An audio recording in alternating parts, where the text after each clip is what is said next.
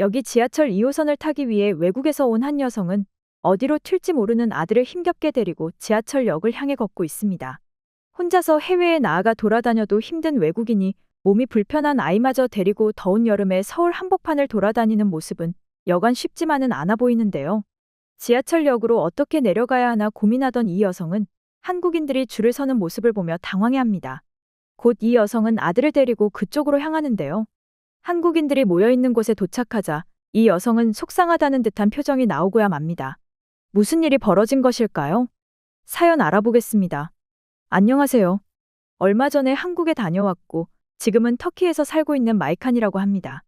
저에게는 눈에 넣어도 아프지 않을 아주 예쁜 아들이 하나 있어요. 하지만 제 아들은 남들과는 조금 다릅니다. 한국에서는 틱장애라고 부르더군요. 제 아들은 6살이 되었을 무렵 다른 또래의 아이보다 다르다는 걸 알게 되었어요. 제 아들 데니는 어느 순간부터 눈을 자주 깜빡이기 시작했습니다. 그러면서 얼굴도 찡그리기 시작했어요. 저는 처음에 아들이 장난기가 심해서 노는 과정 중에 하나라고만 생각했습니다. 하지만 점점 그 강도는 심해져 갔고 다른 증상들도 나타났어요. 머리를 획 돌리거나 다른 방향으로 움직이기도 하고 갑자기 큰 소리를 내는 경우도 생겼어요. 저는 심각성을 느꼈습니다. 공공장소에서는 더 이상 아이와 함께 있을 수 없게 되었죠. 특히 제가 제일 걱정이었던 부분은 틱장애에서 가장 힘든 부분인 소리를 지르는 행동이었어요. 어떨 땐 심한 욕설 비슷한 말들까지 하면서 본인도 주체가 되지 않을 정도로 소리를 지르는 경우도 생겼죠. 저는 제가 살고 있던 동네의 병원으로 아들의 상태를 진료보러 가기도 했었는데요. 하지만 의사의 소견은 저에게 도움이 되지 못했습니다. 발병 원인은 알 수 없다고 했어요. 어른이 되면서 자연스럽게 없어지는 게 대부분이기 때문에 기다려보자는 말만 되풀이했죠. 하지만 저는 두려운 부분이 있었습니다. 바로 뚜렛 증후군이었어요. 틱장애에서 약 1% 정도만 뚜렛 증후군으로 증상이 넘어가지만 저는 그 1%도 불안했습니다.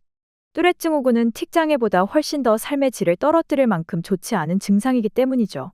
저는 이런 아들을 데리고 집을 나서는 건 거의 할 수가 없었습니다. 사실 어른이 되면서 자연스럽게 나아지는 게 대부분이기 때문에 저는 그저 잘 보살펴주고 지켜봐주면 된다고 생각했어요. 하지만 제가 살고 있는 터키에서는 저희 가족을 힘들게 만들었습니다. 바로 주변 사람들의 따가운 시선 때문이었죠.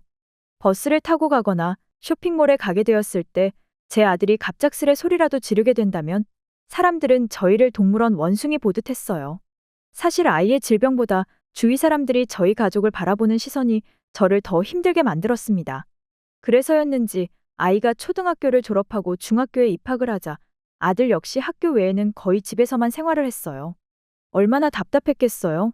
다른 친구들은 학교가 끝나면 운동장에서 축구를 하거나 친구들끼리 모여서 놀이터에서 놀고 들어오지만 제 아들은 그야말로 왕따가 되었던 것이죠.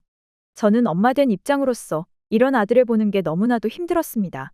아들 학교에 담임 선생님의 호출에도 자주 불려나갔어요. 수업 중에 갑자기 소리를 지르고 이상한 소리를 낸다며 같은 반 친구들이 담임 선생님에게 항의를 했다고까지 했습니다. 저는 이런 아들을 도저히 학교에 보내는 건 할 짓이 못 된다고 생각했어요. 그래서 중학교 1학년을 마치고 저는 어쩔 수 없이 집에서 교육을 시키게 되었습니다. 그나마 다행이었던 점은 제 아들은 가르치는 대로 잘 따라와 주었어요. 공부하는 머리가 다른 학생들보다 좋다는 걸 알게 되었죠. 그런 사실을 알게 되자 더 가슴이 아팠습니다. 일생에 단 한 번인 학창 시절을 남들처럼 보낼 수 없다는 게 말이에요. 아들이 15살이 되고 사춘기가 되어서 그런지 혼자 자신의 방에서 있는 시간이 늘어났고 저와의 사이도 조금씩 멀어지고 있었죠. 그러던 어느 날이었어요. 데니는 저에게 물어왔습니다. 한국이라는 나라는 어떤 나라냐고요. 저는 알 길이 없었죠. 살림을 위해 남편을 도와 일을 하면서 육아까지 하는데 다른 나라에 대해서는 관심도 없었고 TV를 볼 시간조차 없었으니까요. 저는 아들의 물음에 대답을 할 수 없었습니다. 그래서 물어봤어요. 대체 왜 한국이라는 나라에 대해서 궁금해하고 있냐고요. 아들은 그러더군요. 요즘 자신이 좋아하는 아이돌 그룹이 생겼는데 바로 한국 출신이라고 했습니다. 제가 알고 있던 한국이라는 나라는 북한이라는 나라와 전쟁 중에 있으면서 아시아에서도 작은 나라라고만 알고 있었어요. 그랬기에 아들이 말해주는 한국이라는 나라는 저에게 있어서 너무나도 생소했습니다. 저는 그날 밤 아들과 더 소통하기 위해서 한국에 대해서 더 알아봤어요. 저만 모르고 있었습니다. 이미 한국은 문화 컨텐츠 부분에서는 세계 최고 수준에 올라와 있었어요. 음악과 드라마, 영화, 심지어 패션과 뷰티 부분까지. 터키에서 살고 있는 사춘기 청소년이 한국의 가수를 좋아하고 있다는 게 이해가 가더군요. 특히나 BTS나 블랙핑크, 뉴진스 같은 그룹들은 전 세계의 청소년들이 좋아하는 아이돌 그룹이라고 했어요. 그러고 보니 저도 제 아들 나이였을 때엔 일본의 아이돌 가수를 좋아하며 제이팝을 들었던 기억이 났습니다. 시대가 변한 것이 실감이 나더군요. 제가 어린 시절에는 전 세계의 문화를 이끌고 나가는 건 일본이었는데 이제는 한국이 되었던 것이었죠. 아들은 매일 한국의 가수의 춤과 노래를 보고 또한 유튜브에서 한국 컨텐츠를 주로 봤습니다. 집에서 지낸 지도 오래되었기 때문에 매사에 의욕이 없고 기운이 없어 보였지만 한국의 문화를 좋아하게 된 이후부터 활력을 되찾아가는 것처럼 보였어요. 데니는 어느샌가부터 저에게 한국 이야기만 했습니다. 한국의 아이돌이 먹는 떡볶이를 먹어보고 싶고 광장시장에 가서 구경도 하면서 한식을 먹어보고 싶다고도 했어요. 솔직히 최근 몇 년 동안 집에만 있으면서 저는 데니를 다시 학교에 보내야 하는 게 아닌가 하고 생각하고 있었습니다. 하지만 데니는 어릴 적 트라우마가 있어서 그런지 학교에는 가고 싶지 않다고 했죠. 그렇지만 저는 인생의 전환점이 필요하다고 생각했습니다. 다시 활기찬 모습의 아들을 보고 싶었어요. 하지만 환경을 바꾸지 않는다면 아무 일도 일어나지 않는 건 당연했죠. 저는 남편과 상의를 했습니다. 고등학교 과정은 학교에서 마치게 하고 싶다고요. 남편 역시 저와 생각이 같았어요. 저는 조심스레 아들에게 제안을 했습니다. 다시 학교에 가는 것이 어떻겠냐고요. 그런데 아들은 의외의 대답을 했습니다. 고등학교 과정부터는 학교에 가겠다고 하는 게 아니겠어요? 대신 조건을 걸었어요. 한국에서 한 달간 지내고 싶다는 거였죠. 자신이 그토록 동경했던 한국에서 돌아다녀보고 또한 한국 문화를 체험해보면 터키에 돌아와서 열심히 학교를 다녀보겠다고 했어요. 틱장애가 남아있지만 노력해보겠다고 하더군요. 저는 너무나도 고마웠고 기특했습니다. 재정적인 부분은 생각도 나지 않았어요. 당장 한국행 비행기표를 예매하고 저희 가족은 한국으로 향했습니다. 하지만 가면서도 저는 걱정이 되었어요. 틱장애가 있는 제 아들이 한국에서까지 사람들에게 따가운 눈총을 받으면 어떡하나 하는 생각이요. 저희 가족은 서울의 숙소에서 지내면서 대부분은 지하철이나 버스로 이동을 했는데요. 한국의 교통 시스템은 터키에서 사는 저로서는 당황하지 않을 수가 없었어요. 걸음마도 잘 못하는 아이들부터 나이가 지긋하신 어르신들까지 편하게 이용할 수 있는 환경이었어요. 저는 아들을 데리고 지하철을 타기 위해 수많은 계단을 어떻게 내려가야 하나 고민이었습니다. 물론 에스컬레이터를 이용할 수는 있겠지만 언제 튈지 모르는 아들의 행동을 걱정하긴 매한가지였죠. 하지만 한국에서는 각 지하철역마다 엘리베이터가 있었고 심지어 휠체어를 타야 하는 사람들은 계단을 손쉽게 내려갈 수 있는 보조장치가 각 역마다 있었습니다. 장애를 가지고 있는 아이를 키우다 보니 한국에서의 이런 환경은 정말로 부러울 지경이었습니다. 아마 저도 평범한 아이를 키웠었다면 한국만의 이런 모습들은 그냥 지나칠 수가 있었겠죠.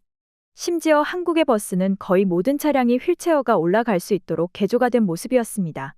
한국의 이런 환경을 보니 저는 어린 시절 저희 할머니가 떠올랐어요. 저희 할머니는 제가 태어나기 전부터 휠체어 생활을 하셨습니다. 유독 저를 예뻐해 주셨던 할머니는 항상 휠체어를 타고 있는 할머니 무릎에 어린 저를 태우고 동네를 돌아다니셨다고 해요. 저는 기억이 잘 나지는 않지만 엄마께서 가끔 그런 이야기를 해주시곤 했습니다. 그러나 제가 계속 성장해 나아가고 몸이 커지다 보니 할머니와 같이 돌아다니고 싶어도 터키 내에서는 집 근처 이외에는 돌아다니질 못했어요.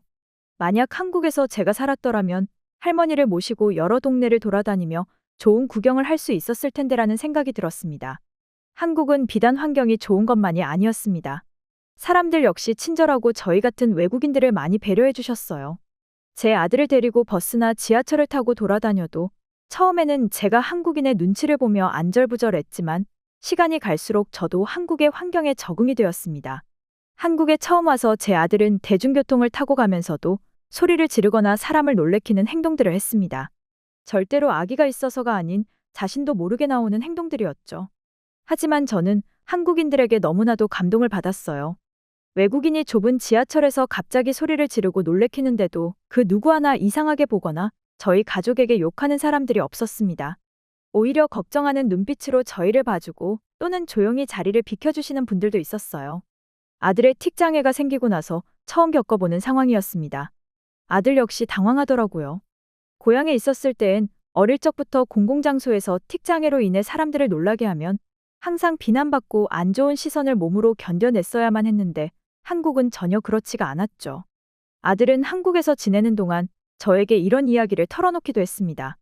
자신이 봐오던 한국 컨텐츠 속의 한국인들은 외국인이거나 장애가 있다고 해서 절대 차별적인 모습을 보이지 않았다고 했어요. 저는 처음에는 단순히 아들이 한국 아이돌 그룹을 좋아해서 한국에 오자고 한 줄 알았는데 알고 보니 자신이 알고 있던 한국인들의 모습이 너무나도 보기 좋아서 오고 싶어 했다고 했습니다. 실제로 저 역시 느꼈어요. 한국인들은 어딜 가나 친절하고 또한 장애가 있는 제 아들을 차별 없고 불편하지 않게 대해주었습니다. 아들은 한국에서 머무는 동안 자신의 틱장애를 많이 극복해 보려고 노력을 많이 했어요. 자기 의지와 상관없이 나오는 행동들을 많이 제어하려고 하는 모습이 보였습니다. 그리고 다행히게도 저희 고향으로 돌아와서는 틱장애가 많이 좋아졌어요. 한국으로 떠나기 전보다 거의 절반 이상이 좋아진 게 느껴졌죠. 그 어떤 약을 먹어도 낫지 않을 것만 같던 증상들이 신기하게도 한국에 다녀오고 난 뒤부터 좋아지기 시작했습니다.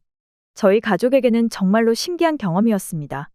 아니, 무엇보다 값진 경험이었다고 말씀드리고 싶어요. 한국이라는 나라를 알지 못했더라면 아직도 집안에서만 우울하게 지내고 있을 아들을 보게 됐을지도 모르니까요. 다행히도 제 아들은 학교 생활을 잘 적응하고 있고 아직 틱장애가 완전히 없어진 건 아니지만 자신감을 바탕으로 극복하려고 노력하고 있어요. 그런 모습을 좋게 봐준 친구들도 사귀게 되었습니다. 나중에 데니가 성인이 된다면 저희 가족은 다시 한번 한국에 방문하려고 해요. 감사하는 마음을 가지고요. 지금까지 터키의 마이칸 씨의 사연을 살펴보셨는데요. 치유가 되지 않을 것만 같던 질병이 지금은 많이 나아졌고 아들 역시 예전보다는 자신감을 가지고 학교 생활을 하고 있다고 합니다. 오늘도 가슴 따뜻한 사연을 봤는데요. 오늘 이야기는 여기까지입니다. 시청해주셔서 감사합니다. 구독과 좋아요, 알림 설정은 채널을 운영하는 데 큰 힘이 됩니다.